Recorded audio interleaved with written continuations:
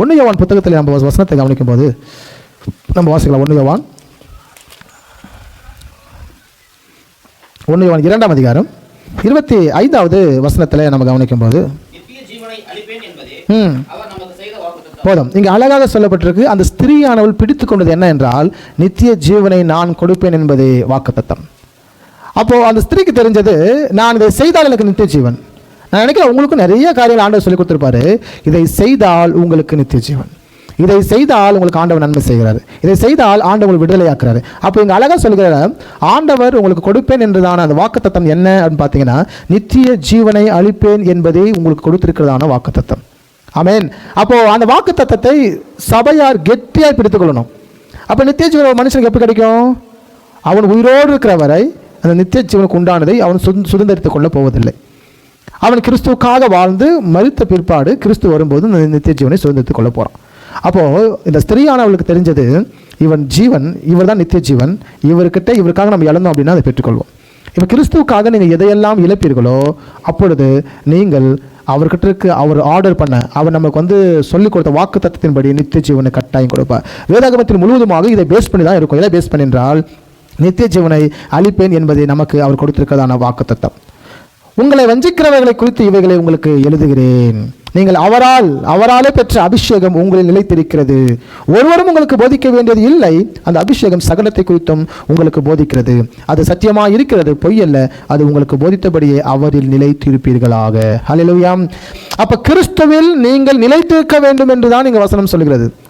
அவரில் நிலைத்திருந்தால், அவரில் என்பது அவரின் உபதேசத்தில் நிலைத்திருப்பது, அவர் என்பது அவர் வசனத்தில் நிலைத்திருப்பது. அப்ப அவர் வார்த்தையில் நீங்கள் நிலைத்திருக்கும் போது, அவர் வசனத்தில் நீங்கள் நிலைத்திருக்கும் போது நிச்சயமாகவே நித்திய ஜீவனை நீங்கள் பெற்றுக்கொள்ள முடியும். ஒன்று. இரண்டாவதாக, அபிஷேகத்தை நீங்கள் பெற்றுக்கொண்டிருப்பீர்கள், ஆனால் எல்லாவற்றிலும் உங்களுக்கு போதிக்க வேண்டிய அவசியம் இல்லை. அந்த அபிஷேகமே உங்களுக்கு சொல்லிக் கொடுத்து கொண்டு இருக்கும். சில கள்ள உபதேசங்கள் இருக்கிறது. சிலர் என்ன செய்வாங்கன்னா, இந்த வசனத்தை படித்தவங்க நிறைய ஜனங்கள் சபைக்கு போகிறது கிடையாது. என்ன காரணம் என்றால், நான் பெற்ற அபிஷேகம் என்னை வழிநடத்துகிறபடினாலே சபைக்கு நான் போக வேண்டிய அவசியம் இல்லை என்று சொல்லக்கூடியதான ஒரு கள்ள உபதேசம். ரெண்டாவதாக, சாங்கு சர்ச்சில் இருப்பாங்க, வர்ஷிப் சர்ச்சில் இருப்பாங்க. வர்ஷிப் முடிஞ்சவொடனே ஆஃபரிங் போட்டு போயிடுவாங்க. அவங்க சத்தியத்தை கேட்க மாட்டாங்க. காரணம், அவர்கள் நினைக்கிறது இந்த வசனத்தின்படி என்னன்னு பார்த்தீங்கன்னா, என்கிட்ட அபிஷேகம் இருக்கிறது, ஒருவனும் எங்களுக்கு போதிக்க வேண்டிய அவசியம் இல்லை என்று சொல்லி அவர்கள் சத்தியத்தை கேட்காமல் வழி விலகி ஓடிக்கொண்டிருப்பாங்க. இது அதல்ல. நீங்கள் திருச்சபையிலே கற்றுக்கொண்டு அந்த வாரந்தோறும் அசை போடுவதுதான் சரியான ஒரு ஒழுக்கமான கிழமை. இல்லை என்றால் ஆண்டவர் சபையை உருவாக்கிக்க வேண்டிய அவசியம் இல்லை. பரிசுத்த ஆவியானவர் இறங்கும் போது, எல்லாரும் அந்நிய பாஷை பேசும்போது, தீர்க்கதரிசனம் சொல்லும்போது ஆண்டவர் சபை ஏற்படுத்த வேண்டிய அவசியம் இல்லை. ஆங்காங்கே போயிட்டு ஒன்ஸ் உங்களுக்கு ஞானஸ்தானம் கொடுத்துட்டா முடிஞ்சு, நீ ரட்சிக்கப்பட்டு நீ பரலோகத்துக்கு போயிடுப்போ அப்படின்னு சொல்லி ஒரு ஆப்ஷன் கிடையாது. நீங்கள் பாவம் செய்யும்போது பாவத்துக்கு அடிமையாக இருப்பீங்க. ஏன்னா நீங்கள் வாழ்கிற இடம் இந்த உலகம். இந்த உலகம் பாவ கரையினாலே நீங்கள் அது மயங்கி இருக்கிறது. இந்த உலகம் பாவத்தினாலும் சூழ்ந்து இருக்கிறது. பிசாசு எப்பொழுது வேண்டுமானாலும் உங்களை கெடுப்பதற்கு தயாராக இருப்பான். உங்களை கிறிஸ்துவ விட்டு பின் வாங்க செய்வதும், கிறிஸ்துவ விட்டு உங்களை பிரிப்பதும் பிசாசுடைய மிக முக்கிய நோக்கமாக இருக்கும். அப்போ அதனால தான் இயேசு சொல்லுவார், பிசாசு இடம் கூடாதிருங்கள், சத்துருக்கு நீங்கள் இடம் கூடாதிருங்கள். அவன் எவனை விழுங்கலாம் என்று கர்ஜிக்கிற சிங்கத்தை போல வகை தேடி சுற்றி திரிகிறான். அவன் யாரை விழுங்குவான்? ஆல்ரெடி அவங்க எல்லாம் விழுங்கிட்டான். வெளியே இருக்கிற மக்களை விழுங்கிட்டான். வெளியே இருக்கிற மக்கள் ஆல்ரெடி அவன் பின்னாடி தான் போயிட்டு இருக்காங்க. அவங்கள பற்றி பிசாசுக்கு எந்த கவலையும் இல்லை. யாரை பற்றி தான் கவலை? உங்களை பற்றி தான் கவலை. உங்களை விழுங்குவதற்கு தான் பிசாசு கர்ஜிக்கிற சிங்கத்தை போல இருக்கிறான். உங்களை பிடிப்பதற்கு தான் எப்படியாக உங்களுக்கும் தேவனுக்கும் இடைவெளி உண்டாக்குவதற்காக பிசாசு திட்டமாய் போராடுகிறான். அது மட்டும் இல்லாமல் அவன் ராஜ்யத்திற்கு உங்களை அழைப்பதற்கு அவன் வேகமாக கிரியை செய்கிறான். அவன் ராஜ்யத்திற்கு அவன் அழைக்க முடியாது, அந்த பவர் அவன்கிட்ட இல்லை.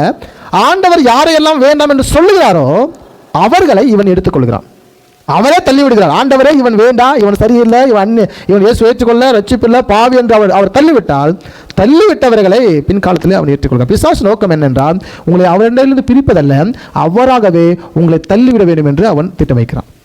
ஆதாம் ஏவாள் பாவம் செய்யும் போது எப்படி செய்தார் நினைக்கிறோம்?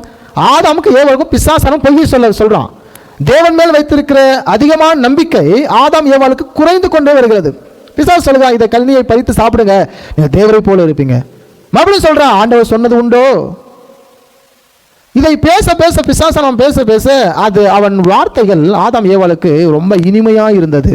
ஆண்டவர் மேலுக்கு நம்பிக்கை குறைந்து கொண்டே இருந்தது. நம்முடைய முதல் நோக்கமே பிசாசு என்ன செய்வானா, உங்களுக்கு ஆண்டவர் மேல் நம்பிக்கை குறைஞ்சிட்டே வரும். அது அவனுடைய முதல் ஸ்டெப்பு. உங்க காதில் பேசுவான், எல்லாரையும் பாரு எப்படி இருக்கிறாங்க, நீங்கள் பாரு எப்படி இருக்கீங்களோ. பிசாசு பேசும், மக்கள் மூலம் பேசும். நம்ம நண்பராக இருப்பார், பேசுவார். நம்ம ரொம்ப நெருங்கிய ஒரு உறவு முறையாக இருக்கும். நம்ம மனைவியாக இருப்பாங்க, கணவனாக இருப்பாங்க, அப்பா அம்மாவாக இருப்பாங்க. அவனை பாரு எப்படி வாழ்ந்துட்டு இருக்கிறான். பிசாசு பேசும், நீ சர்ச்சைக்கு போய் எத்தனை நல்லது நடக்கல, பிசாசு பேசும். உங்களை முதலாவது கர்த்தரை வைத்திருக்க நம்பிக்கையை குன்று போக வைப்பது தான் பிசாசு முதல் நோக்கம். ஏன்னா நீங்கள் விசுவாசமாக இருக்கிற அளவுக்கு நீங்கள் கர்த்தரை பிடிச்சிட்டாரு. விசுவாசிக்கிறவன் பதறான், விசுவாசிக்கிறவர்களால் எல்லாம் கூடும். என்ன கூடும்? எல்லாம் கூடும். விசுவாசிக்கணும் கேட்பது என்னவோ அதை அவர் தருகிறார். வசனம் சொல்லுகிறது, உனக்கு சுகம் வேணுமா, உன் விசுவாசத்தின்படி உனக்கு ஆகட்டும் என்று சொல்லுகிறார். அவங்க அங்கே எந்த ஆர்டர் அவர் பண்ணல. உனக்கு சுகம் வேணுமா, உன் விசுவாசம் என்ன, விடுதலை ஆகணும் ஆண்டவரே போ. விசுவாசம் என்பது, அது நம்பிக்கை என்பது அவ்வளோ பவர்ஃபுல்லானது.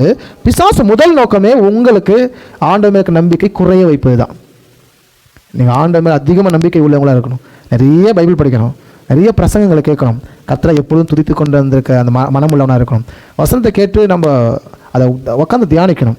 இப்படிலாம் பேசியிருக்கிறாங்க, இது இப்படி சொல்லியிருக்கிறாங்க, இது இப்படி இருக்கும் அப்படின்ட்டு உட்காந்து நீங்கள் தியானித்து அதை நீங்கள் சரிப்படுத்திக்கணும். நம்பிக்கை குறைகிற மாதிரி யாராவது பேசுகிறாங்கன்னா அதை நீங்கள் நினச்சிக்கணும், பிசாசு ஆவியை கொண்டு அவன் பேசி கொண்டு இருக்கிறான். சபைக்கு போவது கெடுக்கிறாங்கன்னா பிசாசு ஆவியை கொண்டு பேசி கொண்டு இருக்கிறான். நம்ம ஜபன் டைம் கட் ஆகுதுன்னா நீங்கள் புரிஞ்சுக்கணும், பிசாசு ஆவியை கொண்டு அது பேசிட்டு இருக்கு, அது பிசாசு நம்ம கெடுத்துட்டு இருக்கு. ஆதாம் ஏவாள் பாவம் செய்யும்போது அவர்கள் முதலாவது தேவனுக்கு நம்பிக்கை இழந்தாங்க. நம்பிக்கை இழந்தபடினாலே அவங்க பாவம் செய்தார்கள். பிசாசு நோக்கம் அவங்க பாவம் செய்ய வைக்கிறது முன்பதாக நம்பிக்கை இழக்க வைப்பது. நம்பிக்கை இழந்துட்டாலே நீங்கள் எந்த நபரை நோக்கி பார்க்காதீங்க. எந்த நபரை நோக்கி பார்க்காதீங்கன்னா எந்த நபரை நோக்கி பார்க்கக்கூடாது. வசனம் சொல்வது, துன்மார்க்கன் மேல் பொறாமை கொள்ளாதே, அவர் கடிந்து கொள்ளும்போது சோர்ந்து போகாதே. இன்னைக்கு பிசாசினை கிறிஸ்தவனை மிக வேகமாக வஞ்சிக்கிறது காரணம், எல்லாரையும் பாரு அப்படிங்கிறான். எல்லாரையும் பாரு, உன் கூட படித்தவனே பாருன்றான். சில பேர் சொல்கிறான், அவனுக்கு உனக்கு ஒன்றா தான் மேரேஜ் ஆச்சு, அவன் பாரு எப்படி வாழ்றானோ. இதெல்லாம் பிசாசு வார்த்தைகள். நானும் அவனும் ஒன்றல்ல. ஒரு ஆமேன் சொல்லுங்க. நான் இந்த உலகத்திற்குரியவன் அல்ல, நான் பரத்திற்குரியவன். ஆமேன். இம்மைக்குரிய லாபத்திற்காக நான் வாழ்வதல்ல, மறுமைக்குரிய லாபத்திற்காக வாழ்கிறேன். இந்த பூமிக்கும் எனக்கும் சம்பந்தம் இல்லை. இந்த பூமியில் நான் இருந்தாலும் மறுமைக்குரிய அந்த கர்த்தரை ஆராதித்துக் கொண்டிருக்கிறேன். ஏனென்றால் இம்மைக்கும் மறுமைக்கும் கர்த்தர் அவர். இந்த உலகத்தில் நான் சேர்த்துவதற்கு இங்கே என்கிட்ட ஒன்றும் கிடையாது. அவர் வரும்போது நான் ஆயத்தமாக இருக்கணும், அவர் வருகைக்கு நான் ஆயத்தமாக இருக்கணும். கிறிஸ்துவுக்காக வாழ்ந்து மரிக்கிறவனாக இருக்கணும். கிறிஸ்தவன், கிறிஸ்துவ உடையவன் ஜீவனை உடையவன், கிறிஸ்து இல்லாதவன் ஜீவன் இல்லாதவன். அப்போ கிறிஸ்துவ ஒருத்த வாழ்க்கையில் கிரியை செய்யல, அவர் வந்து உங்களை ஆளுகை பண்ணலன்னா உங்களுக்குள்ள ஜீவன் இல்லை என்ற அர்த்தம். நீங்கள் நடைப்பினமாக வாழ்ந்து கொண்டிருக்கீங்கன்னு அர்த்தம். நடைப்பினம், வெந்தது திம்பம் விதி வந்த சாவுன்னு சொல்லி பழமொழி பார்த்தீங்களா? அவனுக்கு ஒரு இலக்கு இருக்காது, அவனை குறித்து எதுவுமே இல்லை. இந்த பூமியில் மறிச்சுட்டா முடிஞ்சு அவ்வளோ எல்லாம் என்று நினைக்கிறான். இல்லை, மரண பிற்பாடு ஒரு வாழ்க்கை உண்டு. அதுதான் பர்மனெண்ட், நித்தியமானது, யுகயுகமானது. அந்த தேவன் எப்படி யுகயுகமாக வாழ்ந்து கொண்டிருக்கிறாரோ, அந்த ஆண்டவர் எப்படி யுகயுகமாக கிரியை செய்கிறாரோ, அது போல தான் கிறிஸ்தவர்களை ஏற்றுக்கொள்கிறவர்கள், கிறிஸ்தவத்தை பின்பற்றுகிற நீங்களும் பரலோகத்துக்கு போனீங்கன்னா யுகயுகமாக அங்கே வாழ முடியும். ஹல்லேலூயா. எனவே அதை நீங்கள் கவனித்து நீங்கள் வச்சுக்கணும். ஏன்னா ஒருத்தன் போதிக்கணும்னு அவசியம் இல்லை. சில பேருக்கு எல்லாமே சொன்னதான் கேட்பாங்க. ஒருத்தர் சொல்லிக்கிட்டே இருக்கணும், எதையாவது ஒன்று பேசிக்கிட்டே இருக்கணும், எதையாவது ஒன்று சொல்லிக்கிட்டே இருக்கணும். அப்படி எதையாவது ஒன்று சொல்லிக்கிட்டே இருந்தால் தான் அவங்க அப்படி செஞ்சுட்டே இருப்பாங்க. கவனித்து பார்த்துருப்பீங்க. ஒன்று சொல்கிறத விட்டு அப்படின்னா அவன் செய்ய மாட்டான், அப்படியே கப்புன்னு இருப்பாங்க. இவர்களுக்கு தான் அந்த வசனம் சொல்கிறது, உங்களுக்கு போதிக்கப்பட்டிருக்கிறபடினாலே ஒருவனும் உங்களுக்கு சொல்ல வேண்டிய அவசியம் இல்லை. எல்லா நேரத்திலும் எல்லாவற்றையும் எல்லாமே சொல்ல முடியாது. பட் அந்தந்த நாட்களில் இப்போது இங்கே சபைக்குள்ளே இருக்கிறீங்க, இங்கே யாரும் பாவம் பண்ண போகிறதில்ல, இங்கே யாரும் சிகரெட் பிடிக்க போகிறதில்ல, இங்கே யாரும் திருட போகிறதில்ல, இங்கே யாரும் அநியாயம் பண்ண போகிறதில்ல. இங்கே பொறுத்தவரை நீங்கள் எல்லாம் யார்? மகா பரிசுத்தவான்கள், மகா பரிசுத்தவான்கள். உங்கள் முகங்களும் உங்களுடைய பவ்யமும் உங்களுடைய ட்ரெஸ் கோடும் நீங்கள் பார்க்குற பார்வையும் ஆண்டவரே என்ன செய்வார்? மயங்கி இவன் தானே நல்லவன் எடுத்துப்பார், அதனால தான் அவர் இருதயத்தை ஆராய்கிறார் அந்த வசனம் சொல்லுது. ஆனால் வெளியே போனால் தான் நம்ம முகங்கள் எப்படி இருக்குன்னு தெரியும். வெளியே செய்யாமல் இருப்பதற்காக தான் இந்த அபிஷேகம் உங்களுக்கு போதுமானதுன்னு சொல்கிறாரு.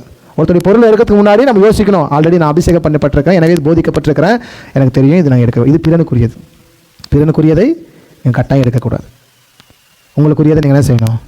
அனுபவிக்கணும். உங்களுக்குரியதை நீங்கள் பிறகு தரணும். இவங்ககிட்ட வாங்கி இன்னொருத்தன் கொடுக்கக்கூடாது. மெயின் எடுத்து, அதுவும் ராங்கானது. ஒன்றுக்கும் ஒருவனுக்கும் கடன் படாதிருக்கும்படி வேதம் சொல்கிறது. அப்போது உங்களுக்கு ஆண்டவர் போதித்திருக்கிறபடினாலே, அபிஷேகம் இருக்கிறபடினாலே வெளியே நீங்கள் எந்த தவறும் செய்யாதபடிக்கு கர்த்தர் உங்களை பாதுகாத்து கொண்டே இருப்பார். ஹல்லேலூயா. 28 வாசிக்கும் போது, இப்படி இருக்க பிள்ளைகளே, அவர் வெளிப்படும் போது நாம் அவர் வருகையில் அவருக்கு முன்பாக வெட்கப்பட்டு போகாமல் தைரியம் உள்ளவளாக இருக்கும்படிக்கு அவரில் நிலைத்திருங்கள். அவர் வருகையில் நீங்கள் வெட்கப்பட்டு போகக்கூடாது அப்படின்னா அவரை நிலைத்திருக்கும்படியாக சொல்லுகிறார். இப்போ வீட்டில் ஆண்டவர் என்ன சொல்கிறார்? நீங்கள் வெட்கப்படக்கூடாது அப்படின்னா அதில் நிலைத்திருக்க வேண்டும். எதில்? உங்கள் விசுவாசத்திலே ஊறி நிலைத்திருக்க வேண்டும். ஆண்டவர் கொடுத்த அந்த அபிஷேகத்தில் நிலைத்திருக்க வேண்டும். சபைக்கு ரெகுலராக வந்துட்டு இருக்க ஒரு அபிஷேகம் இருக்குன்னா அதில் நிலைத்திருக்கணும். டெய்லியும் ஜெபிக்கிற ஒரு அபிஷேகம் இருக்கா? நிலைத்திருங்க. சுவிசேஷம் சொல்கிற அபிஷேகம் இருக்கா? நிலைத்திருங்க. நீங்கள் சர்ச்சில் பாட்டு பாடுற அபிஷேகம் இருக்கா? நிலைத்திருங்க. நான் நினைக்கிறேன் 2012 முதல் ஸ்டேஜில் நின்னேன். எனக்கு 25 ஒரு 12-13 வருஷமாக கண்டினியூவாக நான் ஸ்டேஜில் நின்றுட்டே இருக்கிறேன். பட் எவ்வளவோ பிரச்சனை வரதான் செய்யுது. நம்ம ஸ்டேஜ் விட்டு இறக்கிறதுக்கு பிசாசனம் பல முயற்சிகள் செய்து கொண்டு தான் இருந்தான். ஆனாலும் என்ன செய்கிறோன்னா நமக்கு கிடைத்த அந்த அபிஷேகத்தில் நான் நிலைத்து இருக்கணும். இப்போ நீங்கள் வர மாதிரி சில பேர் வர மாதிரி லேட்டாக நான் வந்தால் என்ன ஆகும்? சர்ச்சு நிறைய சபைக்கு நான் போயிருக்கிறது உண்டு. நிறைய சபையில் பாஸ்ட் எப்போ போவாங்கன்னா மெசேஜ்க்கு 10 நிமிஷம் தான் போவாங்களே, அதுக்கு முன்னாடி சாங்கெல்லாம் ஓடும். இப்போ நீங்கள் வசனம் தெளிவாக சொல்கிறது இப்படி இருக்க எப்படி இருக்க எல்லா டைமும் ஒருத்தன் அட்வைஸ் பண்ண நினைக்கக்கூடாது. எல்லா டைமும் இவன் தான் பேசணும், இல்லை பாஸ்ட் நம்ம கூட சொல்லணும், இது கேட்கணுன்றல சில நேரத்தில் உங்களுக்கே தெரியும். சில அபிஷேகத்தில் நீங்கள் இருக்கிறதுனால எதெல்லாம் நான் செய்தால் சரி என்று உங்கள் மனசாட்சிக்கு தெரியும். ஸோ அவங்கள பார்த்து ஆண்டு சொல்ல, இப்படி இருக்க பிள்ளைகளே, கிறிஸ்து வெளிப்படும் போது கிறிஸ்து வருகையில் அவருக்கு முன்பதாக வெட்கப்பட்டு போகாமல் தைரியம் உள்ளவர்களாக இருக்கும்படிக்கு அவரில் நிலைத்திருங்கள், அவர் கொடுத்த அபிஷேகத்தில் நிலைத்திருங்கள், அவர் சபையில் நிலைத்திருங்கள். அவர் எல்லை குறித்து கொடுத்திருக்கார் பார்த்தீங்களா, அதில் நீங்கள் அடங்கிருங்கள். அவர் நீதி உள்ளவராக இருக்கிறார் என்று உங்களுக்கு தெரிந்திருப்பதினால் நீதியை செய்கிறவன் எவனும் அவரில் பிறந்தவன் என்று அறிந்திருக்கிறீர்கள். அழகாக சொல்கிறது, நான் நீதிமானாய் வாழணும், பரிசுத்தவனாக வாழணும், த பெஸ்ட்டாக வாழணும், நான் சிறப்பானவனாக வாழணும். இப்படி நான் என் வாழ்க்கை தரத்திலே வாழ்ந்து கொண்டிருக்கும் போது அவர் வரும்போது வெட்கப்படாமல் இருப்போம். ஹல்லேலூயா. இன்றைக்கி கிறிஸ்து வருவாருன்னா நீங்கள் போயிடுவீங்களா? கிறிஸ்து வருவாருன்னா நீங்கள் வெட்கப்பட மாட்டீங்களா? கிறிஸ்துவுக்கு வருகைக்கு நீங்கள் நம்மளாம் ஆயத்தமாக இருக்கிறோமா அப்படின்னா நீங்கள் நிச்சயமாக த சூப்பர் நல்லா வாழ்ந்துட்டுருக்கீங்கன்னு அர்த்தம். இன்றைக்கி திருச்சபை கிறிஸ்துவ வருகைக்கு ஆயத்தமாக இல்லை. நான் ஒரு சபைக்கு ஒரு மீட்டிங் சொல்யூஷன் சொல்கிறாங்க. நம்பர் 1, மல்கியா புத்தகத்திற்கும் மத்திய புத்தகத்திற்கும் 400 ஆண்டுகள், 400 வருஷம் எந்த வடிவிலும் மக்களுக்கு தீர்க்கதரிசனம் போய் சேரல. அதுக்கு முன்பதாக ஆபிரகாம்லேருந்து தீர்க்கதரிசிகள் இருந்து கொண்டே இருந்தாங்க. இந்த சேர்க்கை மாதிரி தான் அடுத்த தீர்க்கதரிசி வந்தாங்க. அடுத்த தீர்க்கதரிசி இருக்கும்போது இன்னொரு தீர்க்கதரிசி வந்தாங்க. தீர்க்கதரிசியில் ஆண்டவர் ஏற்படுத்தி கொண்டே இருந்தார். தேவனுக்கும் மக்களுக்கும் இடையில் ஒரு நபர் இருந்து கொண்டே இருந்தார், அம்பாசிடர், ஒரு தூதரகம் இருந்து கொண்டே இருந்தது. ஆனால் மல்கியாவிலிருந்து மத்திய புத்தகத்திற்கு ஏறக்கூடிய 400 ஆண்டுகள், 350-70 ஆண்டுகள். இந்த 400 ஆண்டுகள் எந்த வடிவிலும் மக்களுக்கு சுவிசேஷமோ வார்த்தையோ போய் சேரல. ஆனால் முதல் வார்த்தை மக்களுக்கு எந்த வார்த்தை போய் சேருதுன்னா, போன வாரம் அந்த வசனத்தை படித்தோம், மனம் திரும்புங்கள், பரலோக ராஜ்யம் சமீபம் என்று சொன்னார். இப்போ என்னென்னா, பழைய ஏற்பாட்டுக்கு அந்த உபதேசம் மாறி, பழைய ஏற்பாடு எப்படி உபதேசம் இருந்தது? மனுஷன் தப்பாண்டானா திடீர் ஒரு தீர்க்கதரிசி எழும்புவார், மனுஷங்களே பாவம் செய்தீர்களா, கர்த்தர் உங்களை அடித்து கொள்ள போறாரு அப்படிம்பாங்க. அவள் தான் ஆண்டவர் உங்களை ஒன்றுமில்லாமல் ஆக்க போறாரு, எதிரி கையில் ஒப்பு கொடுக்க போறாரு. இதுதான் பிரசங்கமாக, மனம் திரும்புங்கள், இல்லைன்னா எதிர்கிட்ட மாட்டிப்பீங்க, யுத்தம் செய்ய தயாராக. இப்படி தான் வார்த்தைகள் வந்தது. முதல் வார்த்தை வித்தியாசமாக பரலோக ராஜ்யத்தை குறித்து பேசுகிற பிரசங்கம். அதுக்கு முன்னாடி வரையும் அந்த பிரசங்கம் கிடையாது. பரலோகம் உண்டு அப்படின்னு சொல்லி எந்த பிரசங்கமும் அவங்க பண்ணுறது கிடையாது. தீர்க்கதரிசிகள் ஏன்னா பரலோக ராஜ்யம் அங்கே கொடுப்பதற்கான பர்மிஷன் அங்கே யாருக்குமே இல்லாமல் இருந்தது. யாருக்கு உண்டாங்க? ஆனால் புதிய ஏற்பாட்டில் யோவான் ஸ்நானகர் பேசுகிறார், நீ மனம் திரும்பினா பரலோக ராஜ்யம் உண்டு. இயேசுவும் முதல் சீடரை பார்த்து அழைப்பு சொல்கிறாரு, நீங்கள் புறப்பட்டு போய் பரலோக ராஜ்யத்தை குறித்து பிரசங்கம் பண்ணுங்கள் என்று சொல்கிறார். 2வது, இன்னும் அழகாக சொன்ன போனால், இயேசு கிறிஸ்து பிரசங்கம் பண்ணும்போது எடுத்தவொடனே என்ன சொல்கிறாருன்னா, அதே வார்த்தை தான் பேசுகிறாரு, மனம் திரும்புங்கள், பரலோக ராஜ்யம் சமீபம் என்று சொல்கிறார். சீடருக்கு சொல்லும் போது என்ன சொல்லி அனுப்புறாருன்னா, புது உபதேசம், மனம் திரும்புங்கள், பரலோக ராஜ்யம். பரலோக ராஜ்யம் என்றதான அந்த வார்த்தை புதியதாக இஸ்ரேல் மக்களுக்கு இருந்தது. வருகையின் வார்த்தை. ஏன் வருகையின் வார்த்தை பற்றி இயேசு பேச வேண்டும் என்றால், வருகையை பற்றி பேசுவதற்கு அவருக்கு பர்மிஷன் இருக்கிறது. ஏனென்றால் அவர் ரத்தத்தின் நிமித்தமாக தான் நாம் சுத்திகரிக்கப்பட்டு பரலோக ராஜ்யத்துக்கு போகிறோம். முந்தினோர் பிந்தினோர் யாவரும் இயேசுவின் ரத்தத்தினால் சுத்திகரிக்கப்பட்டு தான் நம்ம எங்கே போகிறோம்? பரலோகத்துக்கு போகிறோம். இப்படி இருக்கையில் வருகை பற்றி தான முதல் தகவலை அந்த நாட்களில் இயேசு கிறிஸ்து தான் பேசுகிறார். அதுக்கு முந்தி யோவான் ஸ்நானகர் இயேசு கிறிஸ்து வாழ்ந்த காலத்தில் பேசுகிறார். அதுக்கு பிந்தி சீடர்களுக்கு அதே உபதேசத்தை கொடுக்கிறார். அதற்கு பின்பதாக நீங்கள் கவனிக்கும் போது, மனம் திரும்புவதற்கு ஞானஸ்நானம் கொடுங்கள் என்று சீடர்களை பார்த்து லாஸ்ட்டாக ஆண்டவர் பேசும்போது அதை பேசுகிறார். இப்படி இருக்கையில் பரலோக ராஜ்யம் உங்களுக்கு சமீபமாக இருக்கிறது. ஹல்லேலூயா. அப்போ வருகைக்கு திருச்சபை ஆயத்தமாக இருக்கிறது. நீங்கள்லாம் வருகைக்கு ஆயத்தமாக இருக்கிறீங்க அப்படின்னா நீங்கள் நல்லா கவனிச்சுக்கணும். இந்த வீடு அது இது எதுவும் வாங்க மாட்டீங்க. வாங்கக்கூடாதுன்னு அர்த்தம் அல்ல, வாங்கியே ஆகணும்னு சொல்லி பிடிவாதம் பிடிப்பது. வாழக்கூடாதுன்னு அர்த்தம் அல்ல, நான் வாழ்ந்தே ஆகணும்னு பிடிவாதம் பிடிப்பது. ஆண்டவரே உங்களுக்கு ஏற்ற காலத்தில் என்ன செய்வார்? கட்டாயம் கொடுப்பார். உங்களுக்கு ஒரு வண்டி வேணும், ஆண்டு விரும்புகிறேன்னா வண்டி கட்டாயம் கொடுக்கும். இந்த காலத்தில் ஒரு வண்டின்றது அத்தியாவசியமான ஒரு பொருள், நிச்சயமாக கொடுப்பார். உங்கள் ஆடம்பரத்து இல்லாவிட்டாலும் அத்தியாவசியமான, ஆனால் முக்கியமாக கர்த்தரை பின்பற்றி கொண்டே வாழணும், அவரை பின்னாடி போயிட்டே இருக்கணும், அவன் தான் ஜெயிப்பான். இல்லைன்னா நீங்கள் சம்பாதிக்கிறதெல்லாம் கவனிச்சுக்கோங்க, பொத்தலான பையில் போடுவதற்கு சம்பாதிக்கிறீங்க. உங்கள் வர இன்கமெல்லாம் கவனிச்சுக்கோங்க, பொத்தலான பையில் போடுவது சம்பாதிக்கிறீங்க. எவ்வளோ முயற்சி பண்ணாலும் சமாதானம் இல்லாமல் சஞ்சலத்தில் போய் முடியும் வாழ்க்கை. நீதிமொழிகள் புத்தகத்தில் எழுதப்பட்டிருக்கு, அவர் எவ்வளவாய் செய்தாலும் என் வாழ்க்கை, என்னுடைய யோசனை சஞ்சலத்தில் போய் முடியும், நிம்மதி இல்லாத வாழ்க்கையாக மாறிடும். அப்போ கிறிஸ்து மேலே தாகம் கொள்ளுங்க, கிறிஸ்துவின் வார்த்தை மேலே பசி தாகம் கொள்ளுங்க. வார்த்தை என்ன சொல்லுகிறது அந்த வார்த்தை மேலே நிலையே நில்லுங்க. வசனம் என்ன சொல்லுறது அது மேலே பற்ற நில்லுங்க, அது மேலே கவனமாக இருங்க. அது மேலே கவனமாக இருந்தீங்கன்னா நீங்கள் ஜெயிச்சிருவீங்க. இங்கே வசனத்தில் அழகாக சொல்லப்பட்டிருக்குங்க. இப்போ கவனிங்க, 5ஆம் அதிகாரத்தில் 5ஆம் 12வது வசனத்தை நீங்கள் வாசிக்கும் போது இங்கே சொல்லப்பட்டிருக்க வார்த்தையை கவனிக்கிறோம். 1 யோவான்லே 5:12. எஸ், குமாரனை உடையவன் ஜீவனை உடையவன். எஸ், தேவனுடைய குமாரன் இல்லாதவன் ஜீவன் இல்லாதவன். அழகான ஒரு வார்த்தை. இயேசு இருந்தால் அவனுக்கு ஜீவன், இயேசு இல்லைன்னா அவனுக்கு ஜீவன் கிடையாது. இயேசு உங்ககிட்ட உதிச்சாதான் நீங்கள் உயிருள்ள ஜனங்கள். இயேசு உங்ககிட்ட உதிக்கலை, உங்களுடைய வாழ்க்கையில் இல்லை அப்படின்னா நீங்கள் பிணங்கள், செத்த பிணங்கள். எது செத்து இருக்கு? உங்கள் ஆத்மா செத்து போயிருக்கு. ஆனால் நீங்கள் இப்படி நடக்கிறீங்க, போகிறீங்க, வரீங்க, நடைப்பினம். மரணம் வந்தால் உங்களுக்கு தள்ளிட்டு போயிட்டே இருக்கும். நிச்சயம் இல்லாத ஒரு வாழ்க்கை, நிரந்தரம் இல்லாத வாழ்க்கை. ஆனால் கிறிஸ்தவம் என்பது அப்படி அல்ல. இயேசுவை ஏற்றுக்கொள்வதற்கு நிரந்தர வாழ்க்கை உண்டு. இயேசுவை ஏற்றுக்கொள்ளுகிறவர்கள், கிறிஸ்துவை ஏற்றுக்கொள்கிறவர்கள் நிரந்தரமான வாழ்க்கை வாழ்கிறேன். காரணம், நான் மரித்தும் இன்னும் பேசும்படியாக ஒரு வாழ்க்கைக்குள்ளாக நான் தள்ளப்படுறேன். நான் மரித்தும் பேசுவேன். நீங்கள் மரித்தும் பேச வேண்டும். ஹல்லேலூயா. நீங்கள் மரித்தாலும் பேசணும் அப்படின்னா, நீங்கள் மரித்த பிற்பாடும் பேசணும்னா அவர் வருகைக்கு சபை ஆயுத்தமாக இருக்கணும். ஆமென். அப்போ கிறிஸ்துவுக்காக நீங்கள் வாழும்போது உங்கள் சரீரத்தை, உங்களுடைய ஜீவியத்தை, உங்கள் ஆத்துமாவை நீங்கள் செலவு செய்ய முடியும். ஆமென். அப்போ இங்கே அழகாக ஒரு வசனம் சொல்கிறது, இயேசு உடையவன் ஜீவனை உடையவன், இயேசு இல்லாதவன் ஜீவன் இல்லாதவன். இயேசு என்ற தெய்வத்தை பிடித்துக் கொள்கிறவன் ஜீவனை உடையவன், இயேசு என்ற தெய்வத்தை பிடித்துக் கொள்ளாதவன் ஜீவன் இல்லாதவன். எனவே கவனித்து நீங்கள் செய்யுங்க. 14 வசனத்தில் கவனிக்கும் போது, இங்கே நீங்கள் இதே அதிகாரத்தில் 14 வாசிக்கும் போது வாசிங்க. பாருங்க, வசனம் சொல்கிறது, நீங்கள் போய் ரொம்ப ரிஸ்க் எடுக்கணும் அவசியம் இல்லைங்க. அழகான ஒரு வார்த்தை, ஈஸியாக பெற்றுக்கொள்ள முடியும். நாம் எதையாகிலும் அவருடைய சித்தத்தின்படி கேட்டால் அவர் நமக்கு செவி கொடுக்கிறார் என்பதை அவரை பற்றி நாம் கொண்டிருக்கிற விசுவாசம், அந்த நிலை நமக்குள்ளாக கட்டாயமாக கிரியை செய்யணும்.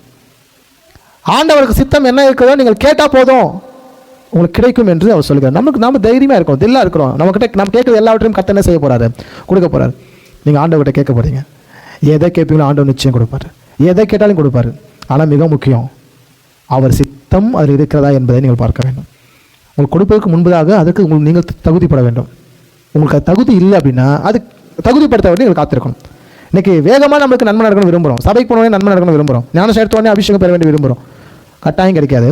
பொறுமையாக இருக்கும்போது, நிதானமாக இருக்கும்போது, அமைதியாக இருக்கும்போது ஆண்டவர் எப்போ தேவையோ உங்களுக்கு அப்பப்போ உங்களுக்கு நன்மைகளை செய்கிற தேவன். அவர் அன்றைக்கு வருகிறவனை அவர் புறம்பே தள்ளுவதில்லை. அவர் சமூகத்தில் வந்த உங்களை கட்டாயம் அவர் புறம்பே தள்ளுறதில்லை.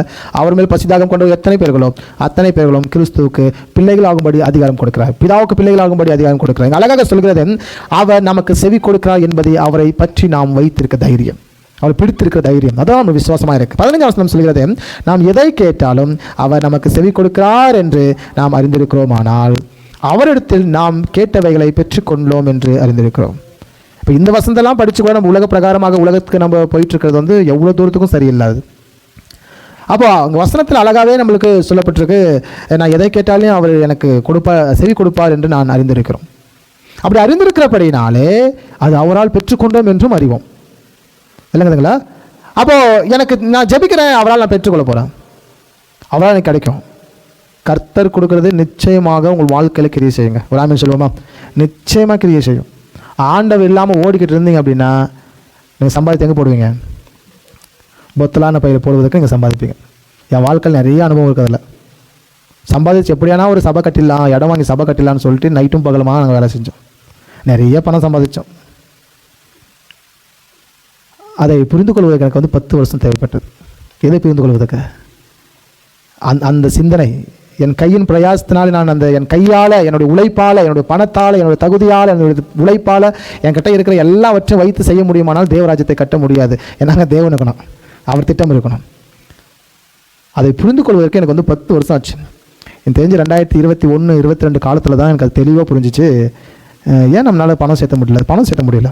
அவன் நிறைய சம்பாதிக்கிறேன். என் பழைய நோட்டெல்லாம் வச்சுருப்போம், எவ்வளோ லட்சங்கள் எனக்கு வந்து நான் சம்பாதிச்சிருக்கேன், ஆனாலும் செய்ய முடியல. காரணம் என்னென்னா, என் சுய பலத்தின் மேலும் மூடிக்கிட்டு இருக்கிறோம். அதுக்கப்புறம் தான் புரிஞ்சுது என்ன செய்யணும்னா, சபை என்ன செய்யணும், அவரால் கட்டப்பட வேண்டிய ஒன்று. அப்போ தான் 127 சங்கீதம் எனக்கு முதல் வசனம் அந்த டைம் நான் படிக்கிறேன். கர்த்தர் காக்காவிடில் மனுஷனுடைய அதாவது காவல் காக்கிறவருடைய பிரயாசம் விருதா, கர்த்தர் கட்டாவிடில் கட்டுகிறவனுடைய பிரயாசம் விருதா அப்படின்னு வசனம் இருக்கும்.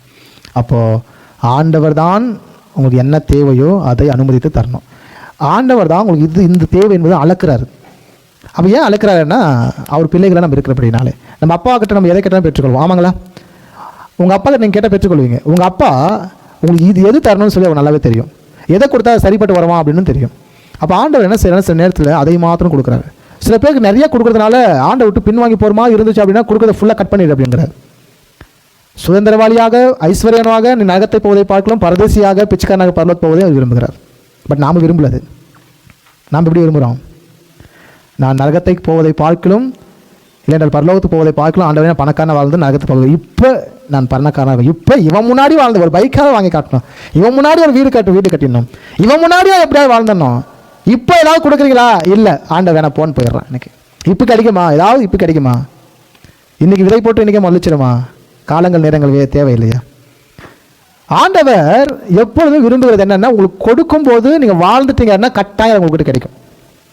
ஆனால் ஆண்டவர் கொடுக்க கொடுக்க கொடுக்க அவர் நீங்கள் பின்மாற்றம் அடைஞ்சிங்கன்னா நீங்கள் நினச்சிக்கணும் உங்கள் பிஸ்னஸ் லாஸில் போயிட்டுருக்குன்னு அர்த்தம். நீங்கள் நினச்சிக்கணும் உங்கள்கிட்ட பணங்கள் லாஸில் போயிட்டுருக்குன்னு அர்த்தம். நீங்கள் ஆண்டவர்கிட்ட பின்மாற்றம் போயிட்டுருக்கீங்க. முன்னுக்கு எப்படின்னு பார்த்தீங்கன்னா, உங்கள்கிட்ட எதை கொடுத்தாரோ அதை நீங்கள் இழந்து போவீர்கள். வேதம் அழகாக சொல்கிறது, நீங்கள் எதை விசுவாசிக்கிறீர்களோ அதை நீங்கள் இழந்து போவீர்கள். எதை நீங்கள் நம்புறீங்க அதிகமாக, இந்த உலகத்திலுமே எதை ஆசை கொள்கிறீங்களோ கட்டாயமாக அதை நீங்கள் இழந்து போவீங்க. அப்போது ஆண்டவர் கொடுக்கறதுக்காக காத்துருங்க. ஆண்டவர் கொடுக்குற நாட்கள் வரை காத்துருங்க. ஆண்டவர் கொடுக்கும்போது அது யாரும் பறித்து கொள்ள முடியாது. ஆமென். ஏனென்றால் அவர் பூட்டக்கூடாதபடி திறக்கிறவரும் திறக்கக்கூடாதபடி பூட்டுகிறவரும். அவர் கொடுத்தால் யார் தடை செய்ய முடியும்? யோபு பக்தன் சொல்கிறார், அவர் கொடுப்பாரானால் அதை பற்றி கொள்கிறவன் யார்? இல்லை பறித்து கொள்கிறவன் யார்? இல்லை இதை தடை செய்கிறவன் யார்? ஆண்டவர் தரனா யாருங்க தடை செய்ய முடியாது. மனுஷங்கிட்ட நீங்கள் போனீங்கன்னா தடை செய்வதற்கு 1000 வழி இருக்குது. நம்ம ஜெபம் பண்ணுறோம் அதுக்காக. இப்போது அமெரிக்காவுடைய முதல் ஜனாதிபதி ஆபிரகாம் லிங்கன், அவர் ஒரு தேவ மனுஷன். அந்த ஆபிரகாம் லிங்கன் ஆண்டவரை ஏற்றுக்கொண்டவர். அதன் பிரகாரமாக வசனங்கள் பிரகாரமாக ஆபிரகாம் லிங்கன் அந்த அமெரிக்க தேசத்தை வழிநடத்தி கொண்டு போனவர். அவரை பார்ப்பதற்காக ஒரு நபர் வந்திருக்கிறார், ஒரு பத்திரிகையாளர். அவர் காலையில் அப்பாயின்மெண்ட் கொடுத்துருக்காரு, 6 மணிக்கு அப்பாயின்மெண்ட் கொடுத்துருக்காரு. சரியாக 6 மணிக்கு முன்பதாகவே, இப்போ அவ்வளோ பெரிய ஆளை பார்க்கணுன்னா நம்ம டைமுக்கெல்லாம் போக முடியாது இல்லைங்களா? அவங்க டைமிங்க்கு முன்னாடி பிஃபோராக போய்ட்டு உட்கார்ந்துட்டு இருப்பாங்க.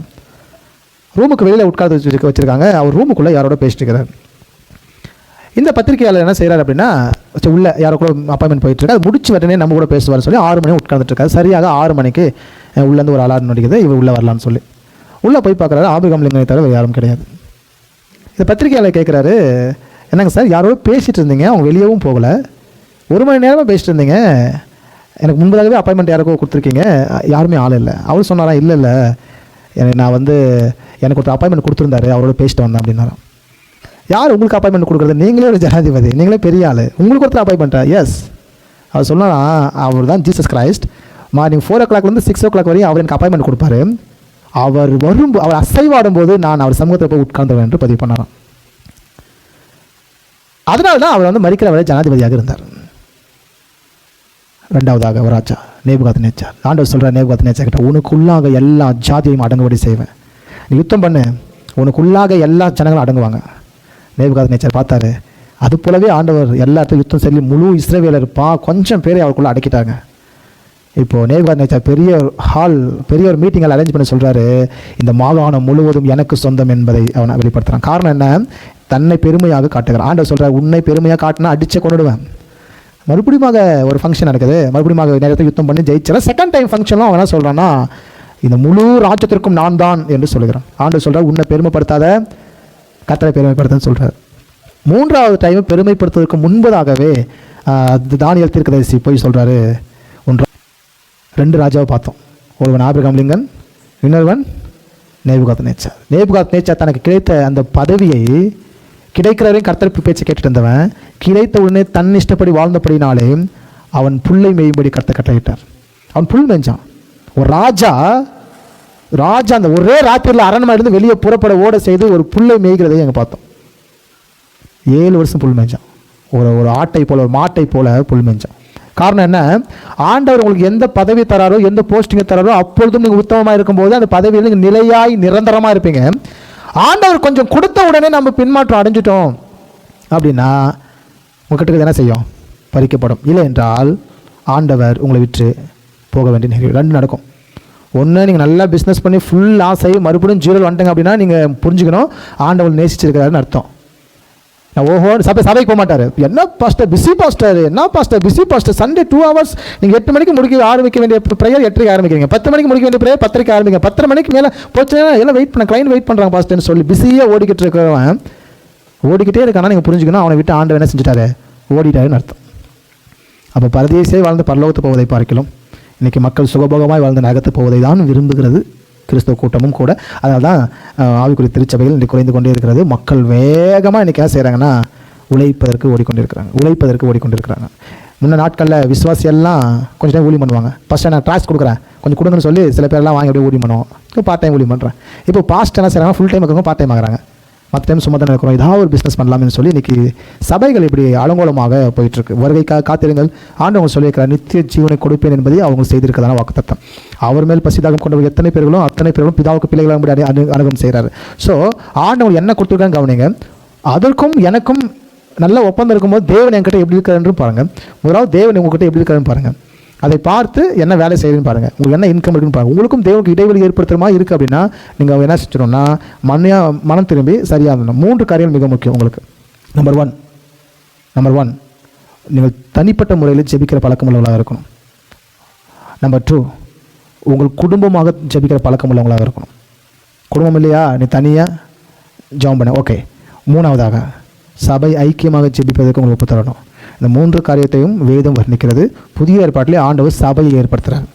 சபை ஏற்படுத்தி பரிசுத்தவான்களோட ஐக்கியம் என்று சொல்கிறார். சில சபை விட்டுவிடுவது போல நாம் விட்டு விடாமல் நம்ம அந்த விசுவாசத்தை பின்பற்றி போகணும் என்று வசனம் சொல்கிறது. ஸோ 3 காரியங்கள் கிறிஸ்துவை பின்பற்ற வேண்டும். தனிப்பட்ட ஜெபம் இருக்கணும், 2வது குடும்பம் ஜெபம் இருக்கணும், 3வதாக பரிசுத்தவான்கள் கூடுதல் அந்த ஐக்கியம், இந்த சபையுடைய ஐக்கியத்தில் ஜெபம் இருக்கணும். இந்த 3ம் செய்தால் ஒரு வாழ்க்கை மேம்படும். கடைசியாக வசனத்தை வாசிக்கலாம். 3 யோவானில் 11வது வசனத்தை நம்ம வாசித்து முடிச்சிருவோம். 3 யோவான் 11.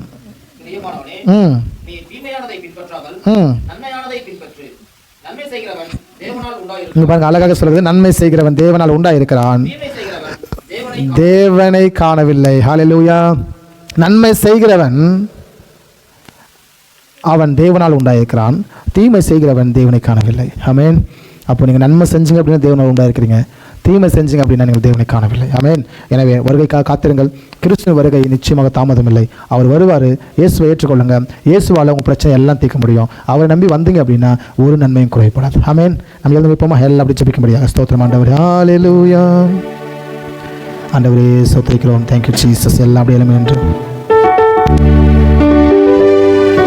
எத்தனை பாக்கியம். கிறிஸ்துக்காக வாழ்கிற வாழ்க்கை, கிறிஸ்துக்காக வாழ்கிற வாழ்க்கை, அது பாக்கியம்.